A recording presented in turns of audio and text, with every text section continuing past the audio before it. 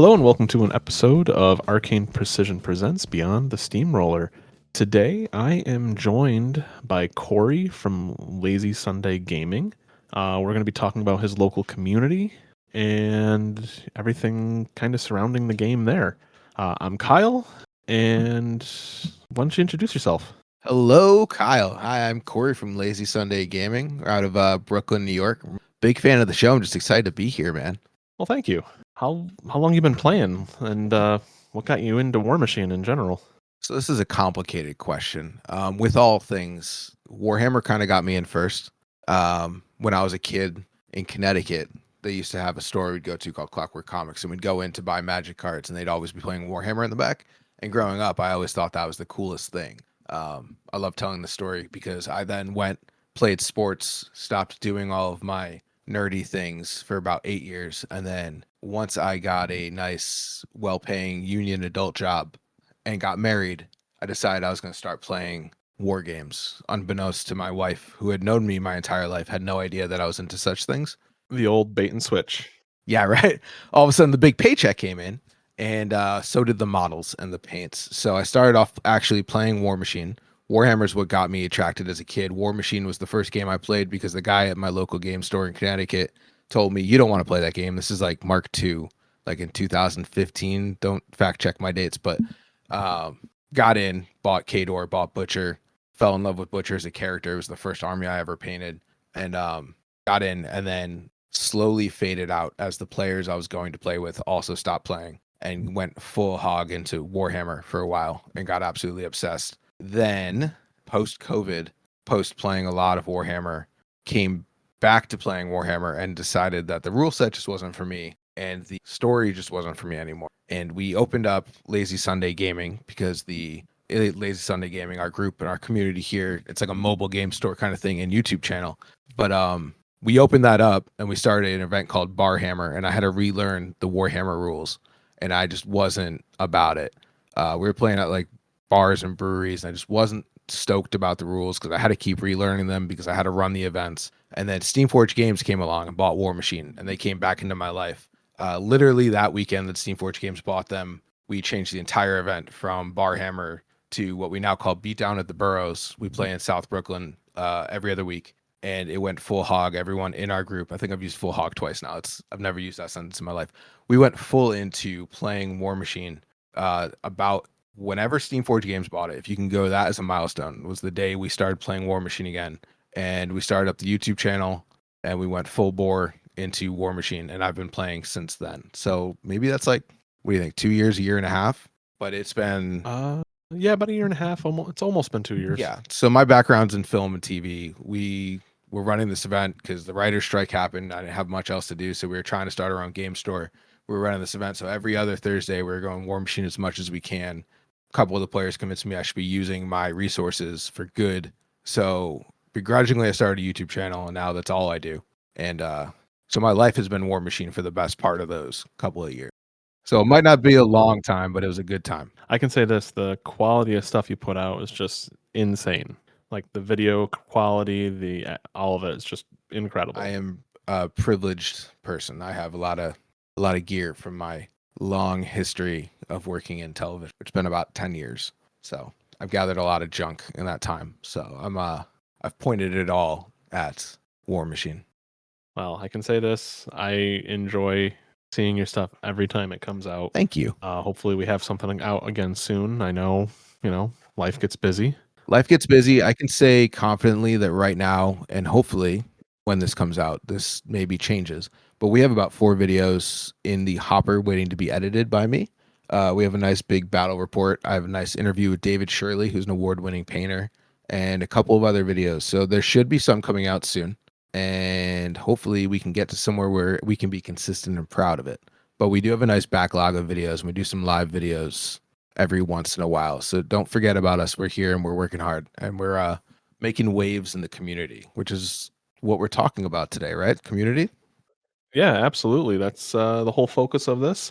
We want to focus on the local community because at the end of the day, you can go to as many steamrollers as you want, But if you don't have those local communities running and playing games and running those events, we're not going to have those. We need to have those game stores or those locations where we can play. There are, places where, we're going to, like you said, you're playing at breweries a lot, right? Yeah, we started off at Yeah. breweries. Yeah. So, having places like that is important too. I can say this whenever we've done a food machine event, we've run them at a brewery because it's always nice to have some beer, some food, and play games. So, that's something that, it's one of those things where it's nice to have those nice casual nights and casual feel. Yeah. It's a good. So, yeah, with that, let's kind of go into your community. Tell us a little bit about it, a little bit more, and the types of games you're doing there, the environment, all that. So our community is based on that idea. So it is community. I, again, film and TV. I'll harp on it a couple of times today, but I was full on working 70 hours a week, working in film and TV on movies around New York City.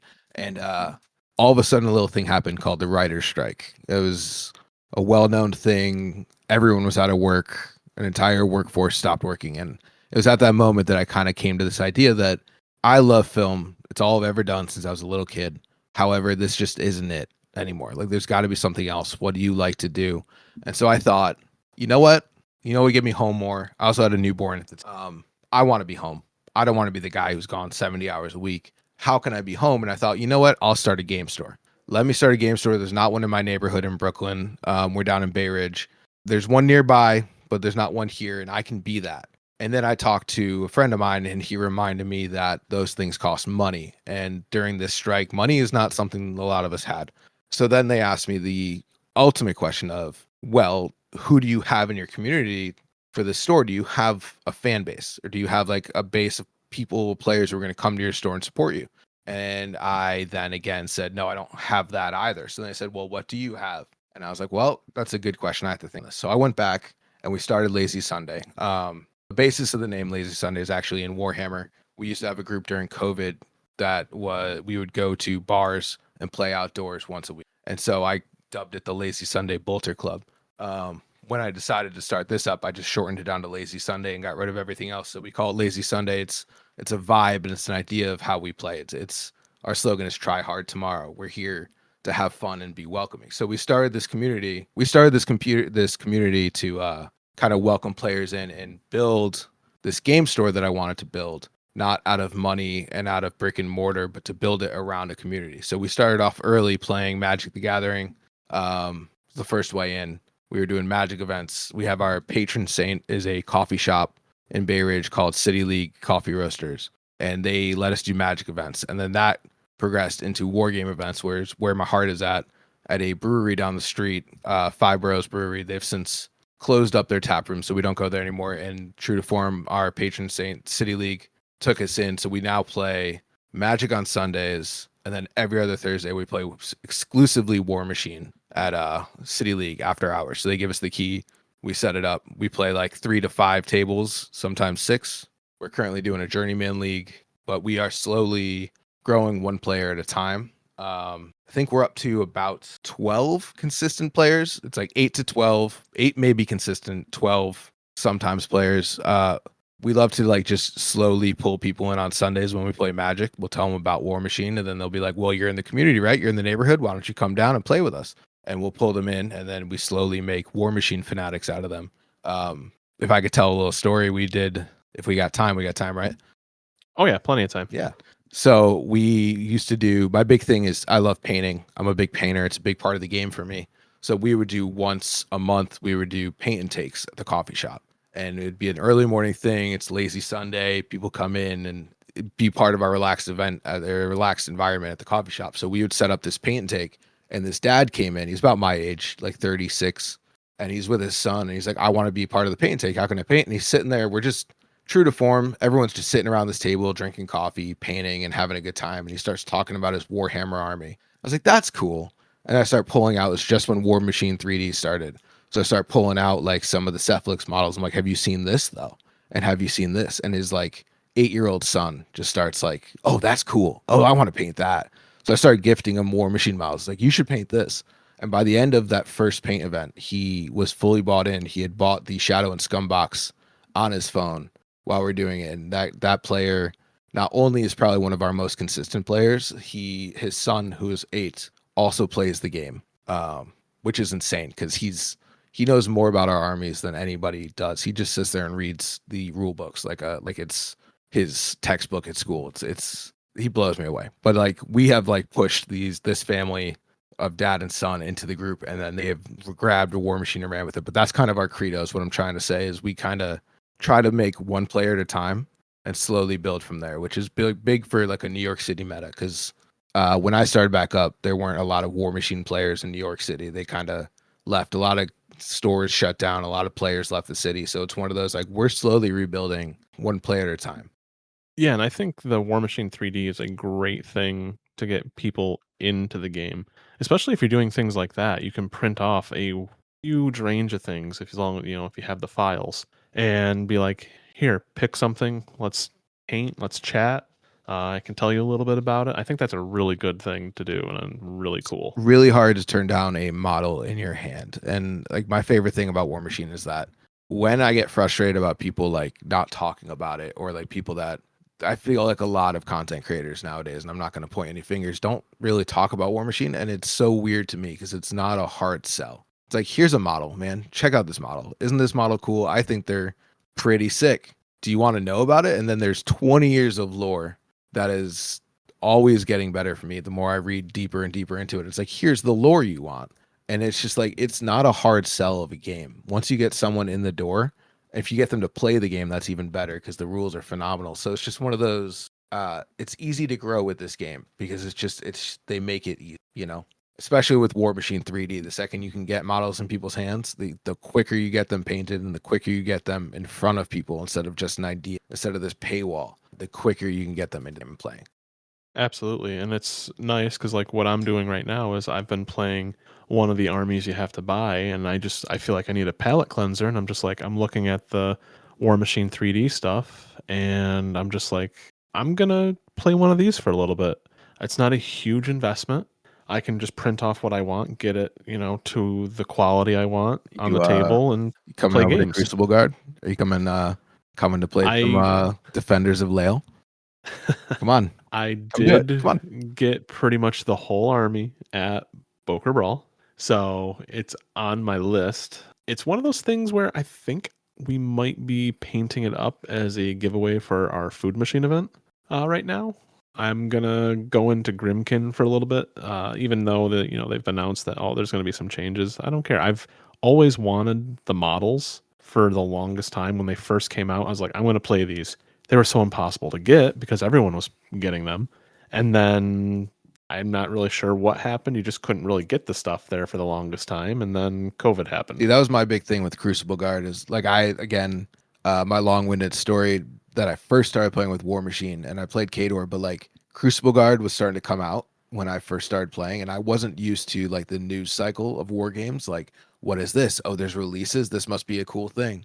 And so when I left the game, Crucible Guard was coming out, and like when they started releasing the models again, I was like, that's what I've wanted. That's the Jules Verne coolness that I've been looking for. I need to play this army. So the second they released Warmachine 3D, I was printing them that day.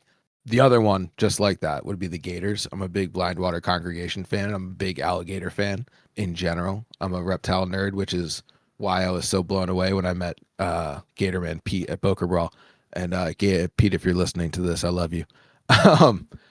But same deal. I mean, if they released that in 3D, I'd have those. I already slowly working on that army. That's a whole video. But what I wanted to point out, you kind of said how easy it is with Warmachine 3D and how it's like how I can do a little palette cleanser. We actually just started doing a journeyman league. We had worked so hard to get a team out of Lazy Sunday, out of Brooklyn, to represent where we're from to Boker Brawl. It was like really important for us. And we got a team out there. We had a team of 5, and we represented ourselves well.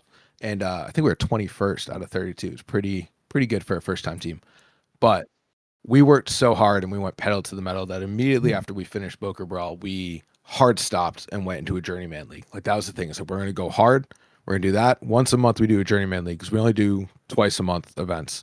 So once a month is journeyman. The other day it's 100 points. But we did our first one this month, and it's as a palette cleanser, especially when you go hard at the game, is phenomenal. Being able to play 30 points in an army that you don't really know and you have to learn it and there's no stress learning it and you're just playing at 30 points and you're doing whatever you want. Like I'm doing a whole video series on it now. I'm doing Kithgard and like I play Crucible Guard. I have no idea what a trapdoor does. So playing my first game with trapdoors was the weirdest thing in the world, but you could just do fun things because like you don't care about winning, you just care about fun stories, which is what the game's about.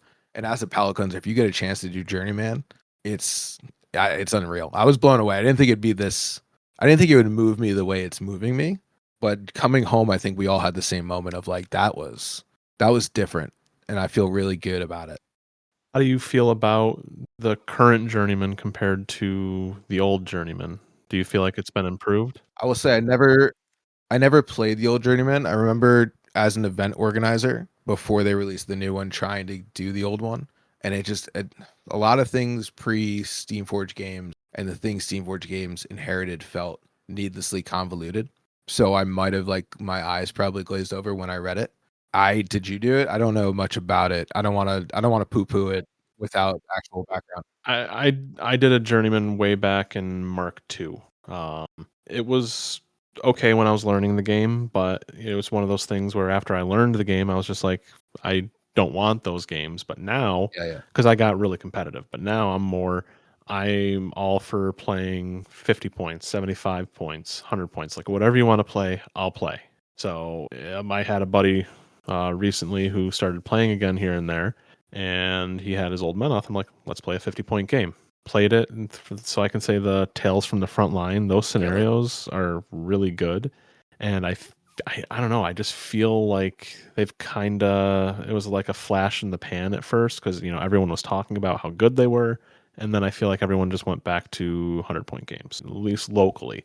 I can't say that's for certain for everywhere, but I'm hoping, something happens where they kind of push that more to get more of that casual play in. I think as like I'm now becoming a competitive player and I'm proud of where I am as a competitive player, but that's not me overall. I feel like the play with Steamforge games, they have to be careful to balance all of their fan base, right? And this is like a whole thought that I've had here is that they are going to push the Tales from the Front Lines. They're going to push this because they're trying to push Warmachine as a hobby. We as wargamers have this problem where we want everything to be band-aids instead of bandages, or like Warhammer instead of wargaming, and then the thing that Warhammer has, not to compare the two games, but we're going to do it no matter what we do, is that they have their pillars. You don't have to play the game to be a Warhammer fan. You can read the books and be a Warhammer player even though you've never played the game. You can paint the models and be into Warhammer even though you've never played the game. You can play the game and not paint your models and still be a Warhammer person. But it's hard to be that historically for Warmachine, which is ludicrous because the models are gorgeous. I can paint the models. Why can't I be a Warmachine player because I'm painting the models, or a Warmachine person? Or the lore itself is fantastic. And the older books I find, they're not all written beautifully, but the story is really good. And like watching the newer players, like that dad I'm talking about, he's a huge lore hound, and we go back and forth like texting late at night about the lore as we both go deeper and deeper into no quarters. But like what I mean to say, without getting too off topic, is that Steamforge Games wants that for us. It feels like the more they're trying to push hobbyists into the thing, they want to show off their models. They want guys like David Shirley, who's a great competitive player, but he's also a great painter and a great friend of mine. But it's like they want that. They want the prestige of good painting. They want people to be able to read the books and still feel like they're part of the community without having to play the game.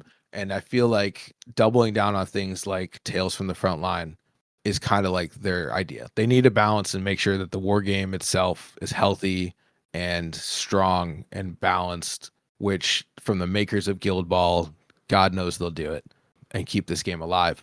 But they also are making a strong point in making sure that community comes first as well. The game is great. Let's do that. But let's never again be those Warmachine players that everyone says, well, they don't paint their models. What do we care? They're trying so hard to break that stigma that I think like Mark III kind of painted for us. Because Mark II was raging. When I was there, there were podcasts, there were video games, there was all this stuff. I don't know if that...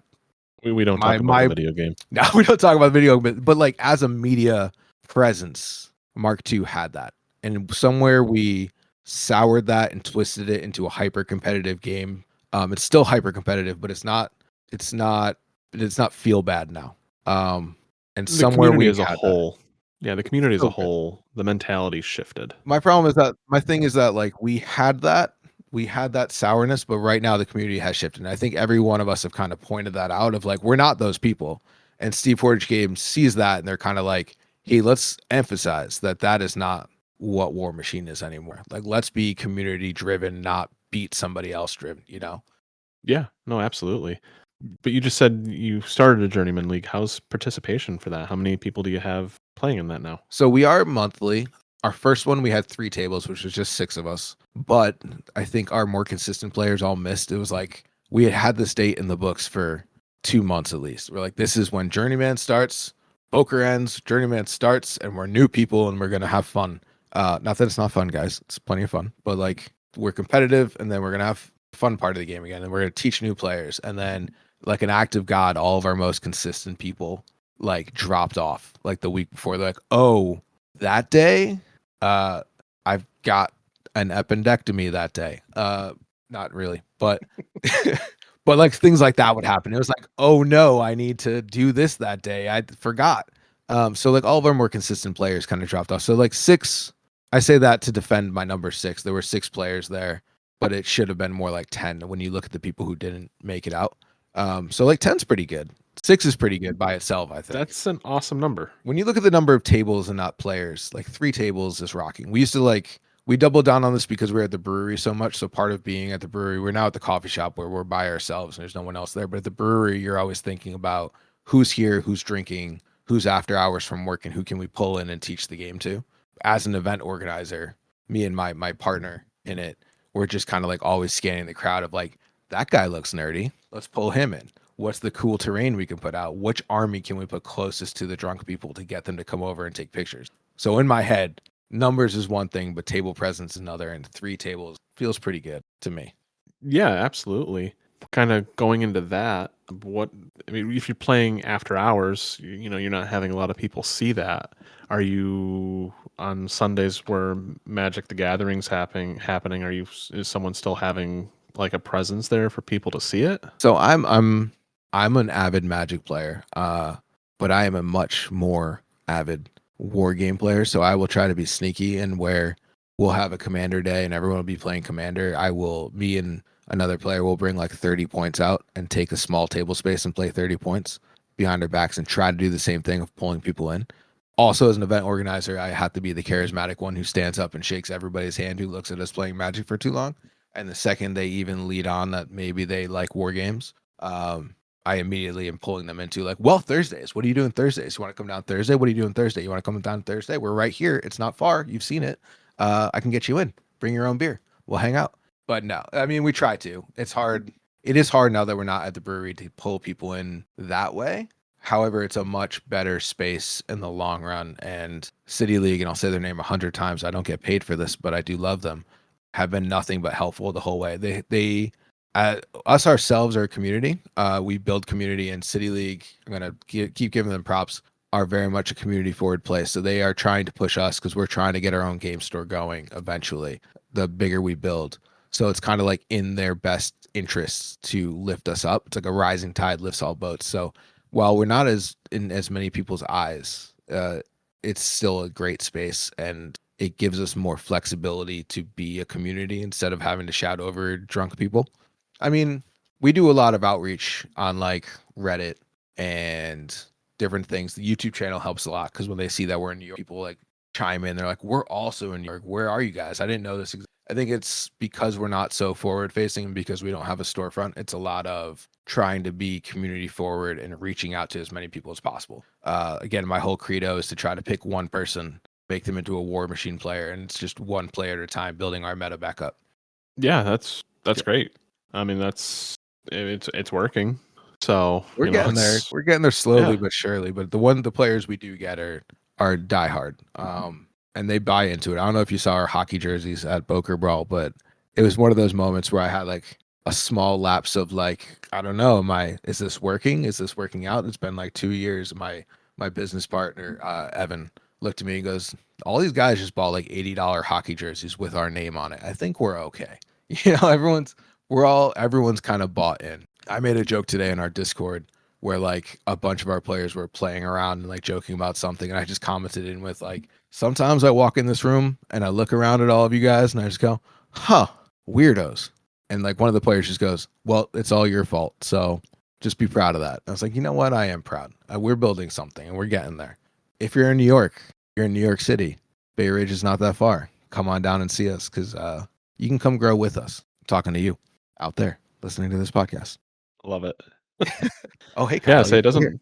Yeah, I'm still here. Yeah, no, and it doesn't. I mean, I don't really know New York City, but doesn't look like it's too bad to get to. Looks like it's off of what is that, 375 or It's 278 or something? 278. It's 278. We're in a weird place, especially because we're located in Bay Ridge, which if you're not used to New York City, we're the southern tip of Brooklyn, all the way down. If you've ever seen the movie Saturday Night Fever with John Travolta, that's our neighborhood. And we're in a lucky and a conundrum of a place because we are very close to New Jersey, Staten Island, Long Island, and all of those who all have very strong metas. Uh, Buffalo and Syracuse are above us, but we're like in this weird dead zone of like no one in New York City plays. So it's up to us to rebuild it. But we get to pull from New Jersey, Delaware, kind of, not really, but like Long Island, like all those kind of fly through our airspace. So we're trying to slowly pull those off. We've got Rich Owens, who is a New Jersey guy who now lives in New York, as part of our group now. He comes out a lot. So like we're slowly starting to pull from the New Jersey guys and getting to come over, especially because we're at the base of the Verrazano Bridge. So if you're in Staten Island, if you're in New Jersey, it's a short trip just to us. If you're in New York City, we're on the R train where the coffee shop we play at literally lets off right at the edge of the thing. So we're kind of in a prime place for growth, pulling from all these different metas around us. We're in a strong place where I think the Northeast or the Atlantic area is generally super strong at Warmachine. So we're kind of pulling from all of that into our little triangle vortex of Bay Ridge. We got good times, good dice, and good gabagool down here. That's a Sopranos reference because there's a lot of Italian history in Bay. Oh no, not at all, right? It's something. It's one of those places where you even though all those things are gone and past and we don't talk about those things, you just kind of, if you see something, you just don't say something. It's funny because I literally pay the coffee shop with like whenever I give them an envelope, I write that this is your protection money.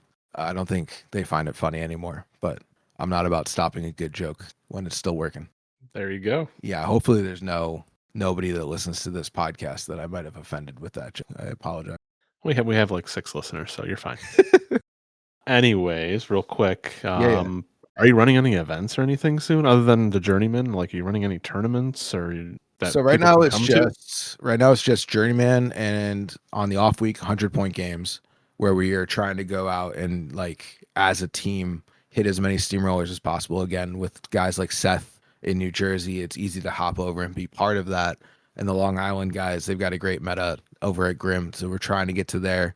As a, I know this is not the question. I'm just kind of going through metas around us. As a No, you're fine. Connecticut-born kid, I always think that the Connecticut meta is super close, even though it's 4 hours away.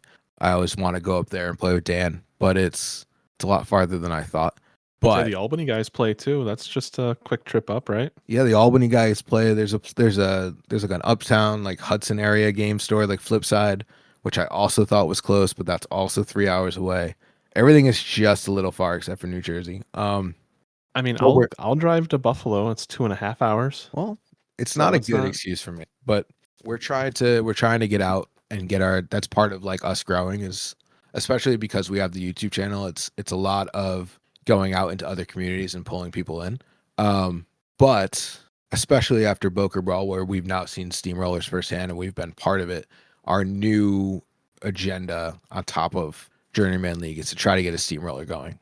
It's hard because we don't have our own space. We're talking to some game stores in the surrounding area to kind of sponsor us and like let us use their space as long as we can trade off. But it's in the works, and we're hoping to do it soon. It'll probably be like a max 16 basic steamroller, but we're working on it, and it should be happening this year. Hopefully, we're really excited. That's exciting. It's good to see communities growing to the point where you have that want as well. to have those kinds of events. I think we've spent so much time as a small meta playing each other, growing together. We did that kind of thing where we all started to read the rules again together, and because War Machine is such a word of mouth game, we had to kind of learn the rules on our own. There weren't any old heads around to teach us the game at first. We started to pick them back up in the area. There's a guy, Nick, from South Brooklyn who's seems to know everybody in the area, but like we didn't have those old heads to teach us, so we slowly built our meta back by ourselves. And once we started to go to Steamrollers again this year, it was kind of like a welcome back to the world moment. Like we came out and started to meet. I know you guys because I know all the content creators and we talk constantly, but none of the guys in my group know you guys personally other than podcasts. So like getting out into the world, meeting all the New Jersey guys, it was kind of like a coming out ceremony for all the Brooklyn dudes. So we got out there, and now that we've seen this bigger world, we want our piece of it kind of thing. So it's like now we're going to start trying to get our steamrollers going and get you guys to come to us. Like we've sent out the beacon to let you know that our society exists. Now we want people coming in here and playing with us, which I think we will do well with. I think the New Jersey guys specifically, if you hear me, you're invited to come play with us in Brooklyn. Yeah, and one thing I've found is steamrollers are important for the cross pollination of communities, Oh, yeah. because I've met so many people. I have so many people I consider friends now, that I chat with on Discord, in person, at these events, and it's not just about the game. It's like, hey, how's life? That's one thing I really enjoy about this game as a whole is the community. Like I love playing the game, but at the end of the day, I stay because of the people. Yeah, 100%. I think I lucked out when we did Boker Brawl. This is a two-part story. I lucked out when we did Boker Brawl because I ran into nothing but nice, talkative people who can echo and mirror my energy of want to talk to you, which is bad when you're playing on clock because laughing is not good for clock games. But to your point, like my first real steamroller was the Boker Brawl prep event that Seth ran like a month and a half ago, 2 months ago. And we went out, me and one of our other players went out. We went with Rich Owens, who knows everybody. And like most of the group were either the New Jersey SOBs or Mark Howard Dojo. I don't really know where the line is between them, but it was a big event of those guys. And I played a couple players there. And those players, we went to Boker Brawl. Derek was one of them. I'm not going to use last names just to be good, but this guy Derek wiped the floor with me at the Steamroller. And then we went to Boker Brawl. And the second I saw him, the morning of Boker Brawl, came over to me, big smile on his face, and said, "Hey man, how are you doing? You excited?" And it was just like, we played one game together, didn't do anything else, but the amount of community I already felt the second I saw his smile from across the floor to see me was like, it's the definition of all of what you're saying. It's like, I played that game once. He wiped the floor with me. We had a great time. We made a lot of jokes. And like the next time I saw him, we were instantly already best friends because we already had that experience. And I think that's true in most places across the community right now. And it's really special. And it's hard to explain to people until you're in it. I'm currently making a video about the Boker Brawl event. I did a lot of camera work somehow between rounds. And like that's the center of it. It's just like you don't understand this until you get into it. So you get to a steamroller yourself and you start making friends under that pressure.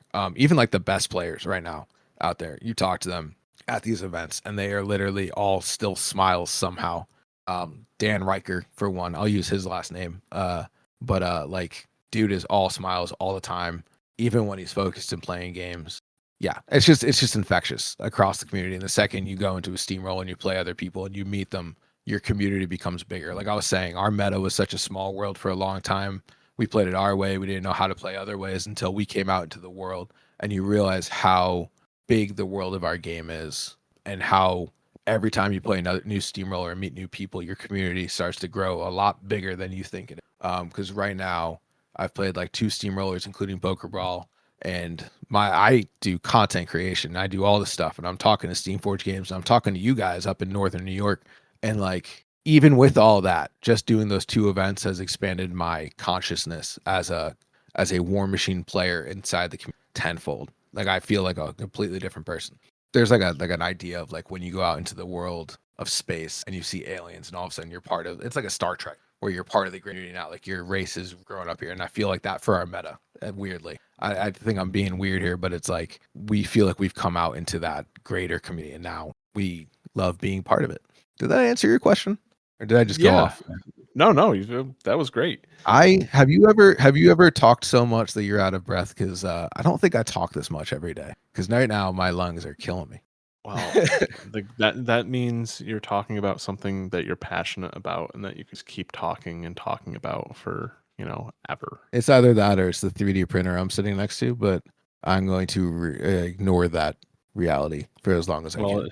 is it resin or FDM? Both. I'm between them both. There's one on one side and one on the other. Okay. Well, it could be the printers.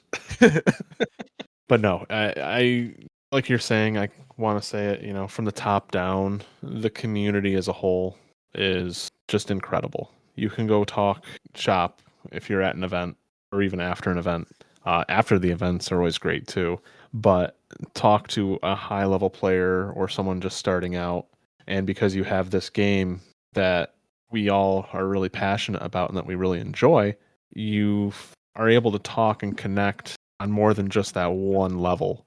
And as you go to more events and go to these conventions, or even just go to a local game night, you bring those experiences back with you, and you're able to disseminate that to your community, which is, I think, a really important part. I just want to say, like, as like growing the game goes, as somebody who day in and day out, my job as an event organizer, as a community organizer, as a leader in the community that is my little lazy Sunday meta.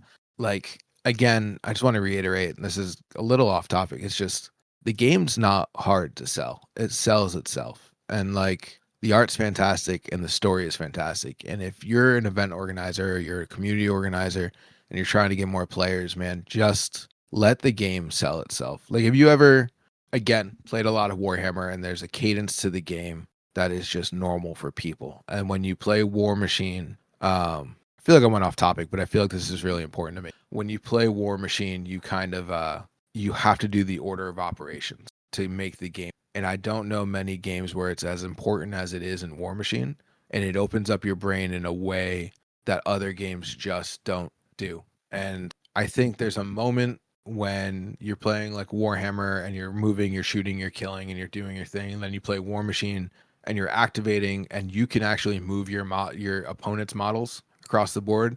Or like, I'm gonna run over here. It's like, that's great. I'm gonna slam you and throw you across the board.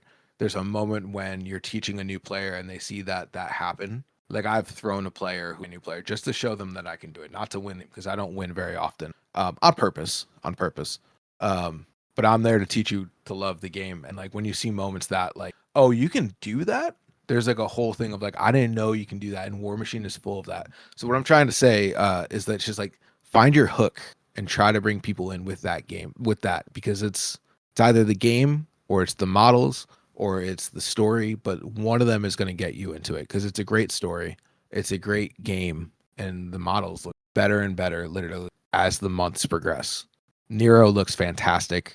I'm not going to play them because I morally object to elves, but they look sick. And it's just like, the more things come out, the more I fall in love with the game every day. And the more I can feel that love, the more I can push that love out into the world and let other people feel it.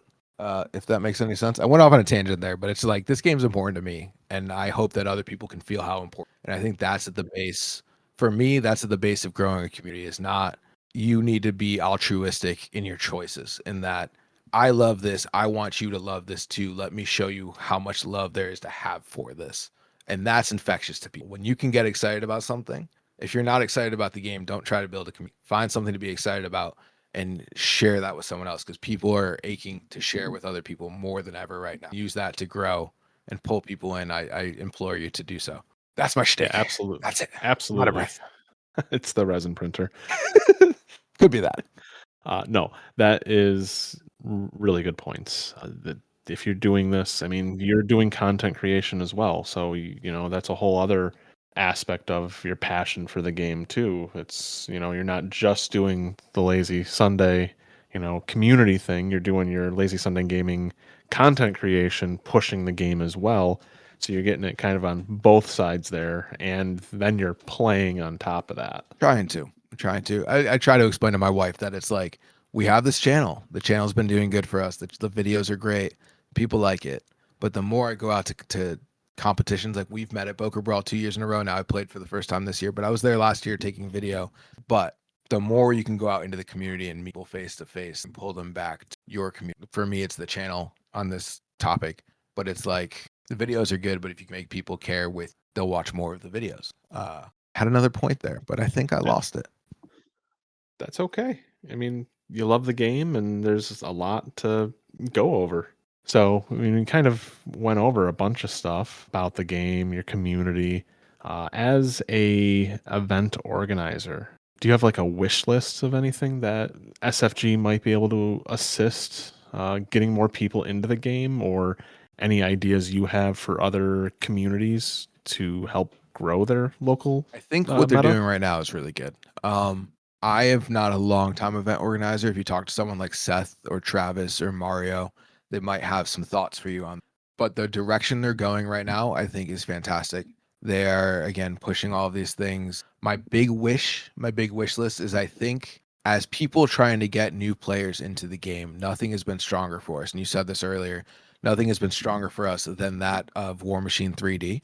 It gives people areas to enter the game, right? Like Mark IV, the price is a little high, not as high as other games, but if you're not used to paying those prices, it's high. But I can get you for the price of resin or the price of friendship. I can give you a command starter for Crucible Guard or any of these armies, and you can get playing that day. Like we have 10 armies at Lazy Sunday. We rent them out to new players who want to play, or literally rental's a hard word. We loan them out because I'd rather you play the game than make money. But with Warmachine 3D, getting people in, that was one of the big sells for a couple of our players coming in. It's like, you don't have to go buy these boxes. You can get the files and print them yourself, or I can print them for you if you pay for the files, and it gets people in super quick. What my wish list item for this would be is that, like, I want them to recognize that Warmachine 3D is this entry point. I think they do.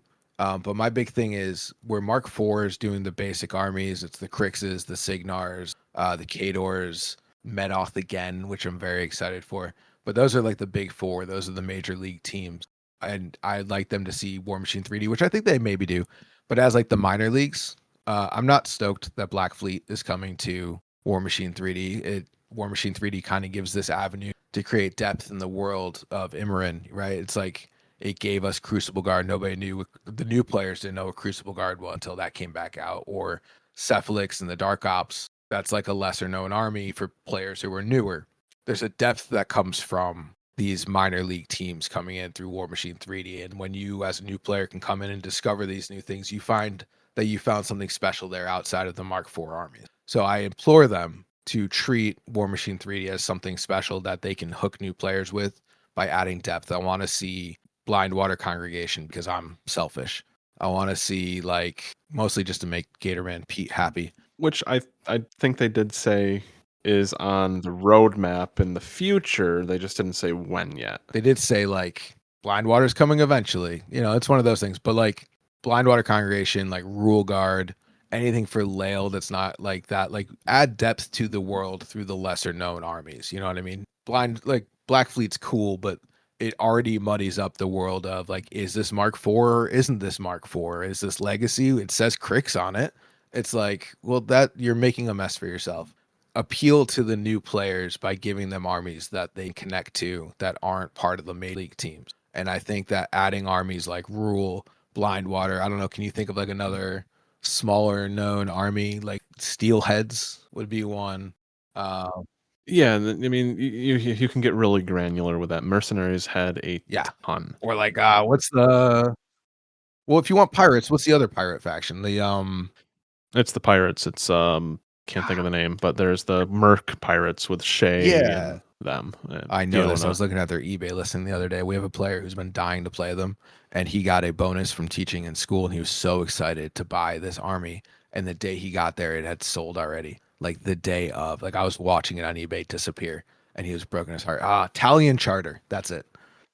There you go. I was gonna say you're gonna say it, and then we're gonna. Oh I'm yeah, just we got click. there. No, my brain works great when I'm talking real fast. No, Italian Charter, but like the Italian Charters though, like those armies that add depth, I wish for. Yeah. I mean, Black Fleet can do that. It has to have an identity separate from Necrofactorium, which Black Fleet, I think, is going to have a completely different visual aspect to it. Now, if they went and brought the Banes back, I think that might clash with what they're trying to do with Necrofactorium. I think the more I look at Black Fleet, I'm excited for it. I know I said a lot now. I am excited for it, and I agree with you. I think that they are still walking the line that I described and bringing in players with these new, like these minor league teams. It's just because it's so close to the line. You know, what I mean, it still says Cricks on it. It's still going to bring up the question of what is legacy and what's not. If you're like refreshing Crick's army, it's going to come to a point where they're going to have to define it a little better. But it's like you're not helping yourself by bringing back a Crick's army. I don't want to be negative about it. I'm excited for it. I'm honestly going to play it when I can get my hands on it because it does look sick. I think they're really good at that. Me getting concerned about something stupid and then they show me why my viewpoint is maybe a little inflated. You know, it's like one of those like, I don't like that they're doing Black Fleet. And then they show me Black Fleet. I'm like, God, I love that they're doing Black Fleet. It's kind of like my daily routine. I'm also a camera assistant by trade in film and TV. And if anybody knows anything about camera assistants, is that we are nothing if not getting all of our jollies out of complaining. So don't take my complaints as anything as solid other than me fulfilling my daily routine.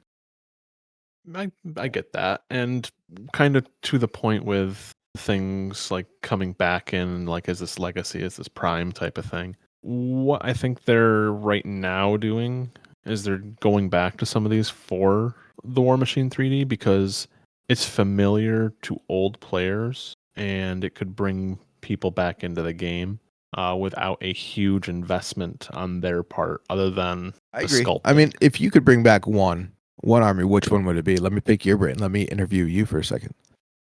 Rule.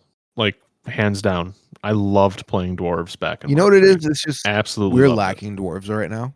And like when you look around, like there's a lot of variation in the Warmachine world. Like the elves aren't really elves right now; they're vampires. And like people are like, "Oh, I guess there's just not dwarves." Like we came to Boker Brawl last year, and my partner Evan, business partner, found Rule for the first time. I was like, "I didn't know this existed. I want all of it." And like that's the specialness of Warmachine 3D. If they brought Rule out, it would blow so many minds of new players who were like, "I didn't know that this was a thing we could do." Rule is cool. You would have a lot of players who are playing the game now go into it because dwarves, it was a fun faction. It was a fun army to play.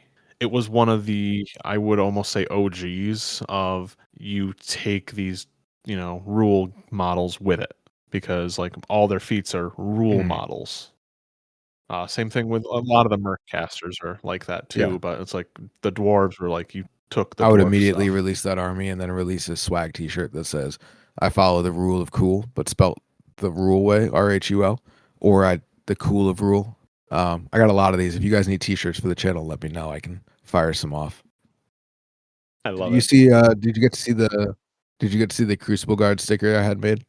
Not. Okay, they came in the day after Boker Brawl, so I'm gonna have to send one over to you. But I got a friend of mine who's a graphic designer to draw up a tank from Crucible Guard, the Interceptor, and it says there's like an old saying from NASCAR. It says raise hell, praise Dale after Dale Earnhardt.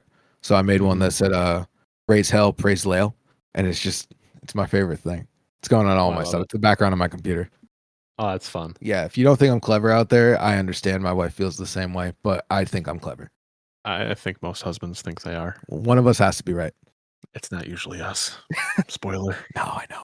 Yeah, so that's great to hear that, it seems like you're pretty on board with a lot of what SFG is doing. Oh yeah, they're doing Is great. there anything you really want to like hammer home? Like if someone's trying to build a community from scratch, what is something they should do? For me, it's again, I think I said it already, and I'll double down on it and underline it. Find something within the game to get excited about, and then pick one other person to get excited. We started Lazy Sunday as a Magic the Gathering community. I had to start playing Magic again when we started the community because I had to take one step to get to the other. And we went from a Magic the Gathering community to a Magic the Gathering and Warhammer community. And then collectively, me and like two other people decided we were going to play Warmachine. And then slowly we found one more person to infect with the joy. We had people there and we're like, that's cool.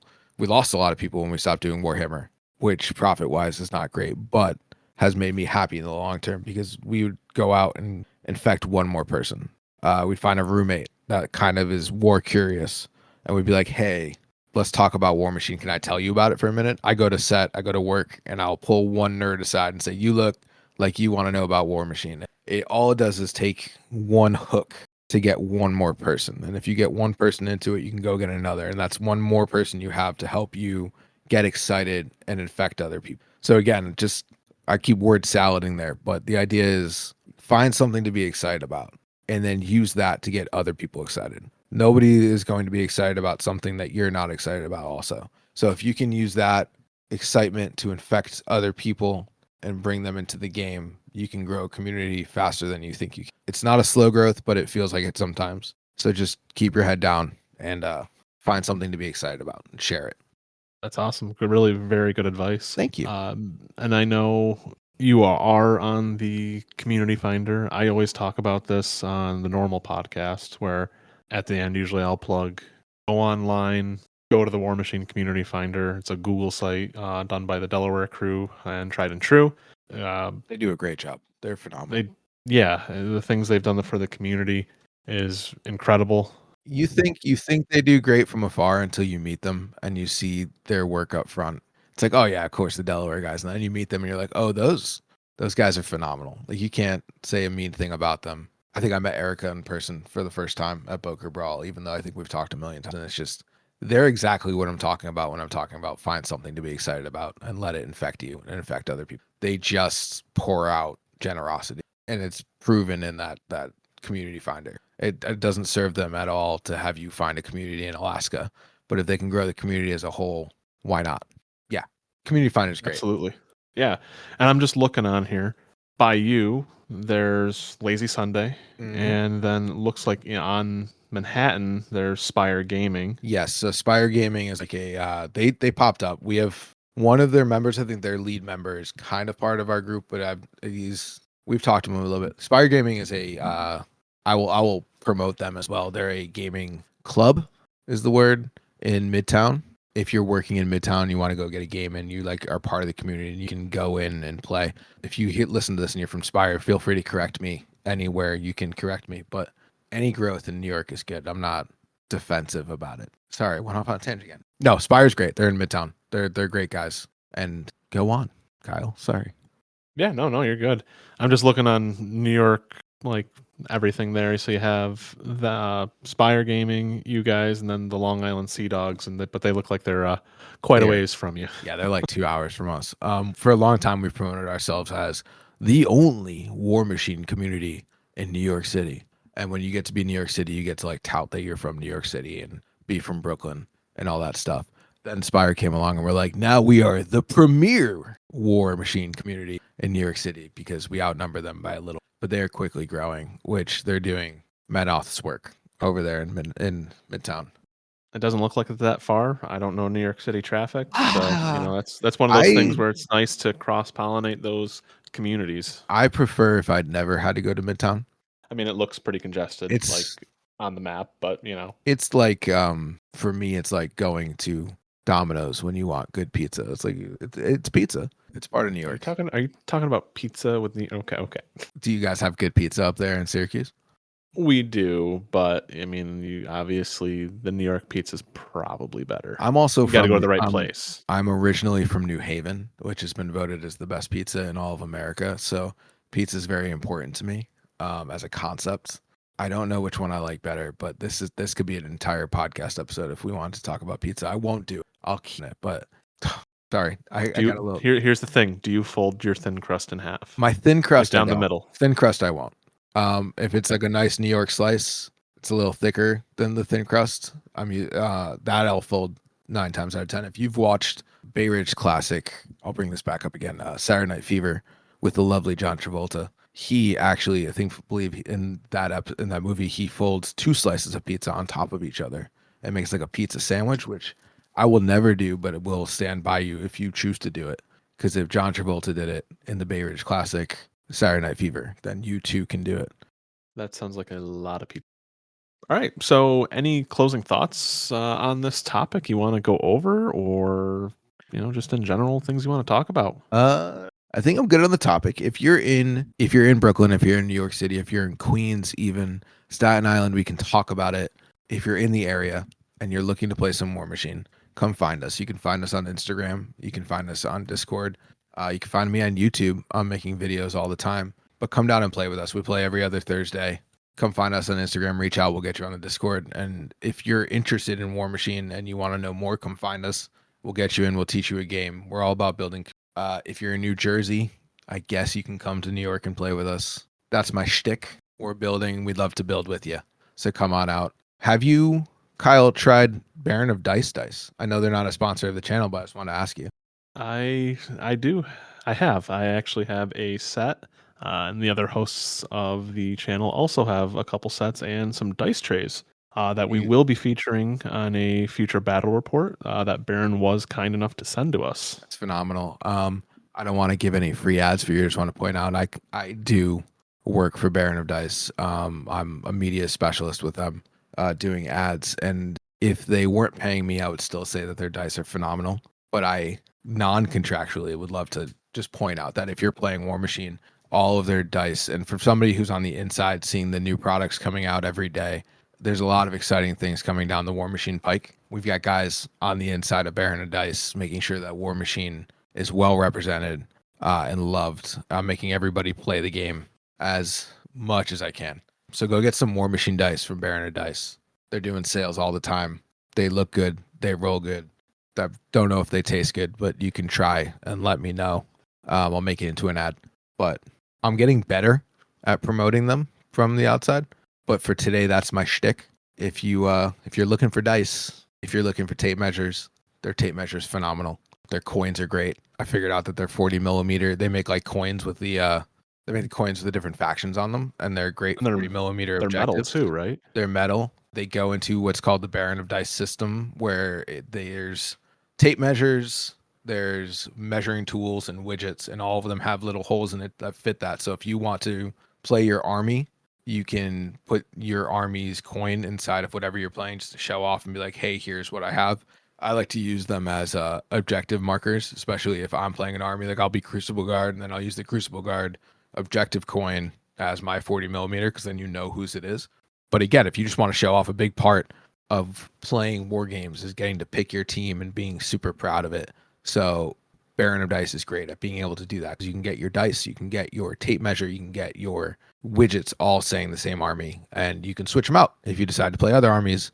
They make it easy to not have to buy all new tape measures and all new items. They just switch out your coin and you buy a new set of dice, and they've got new dice coming out all the time.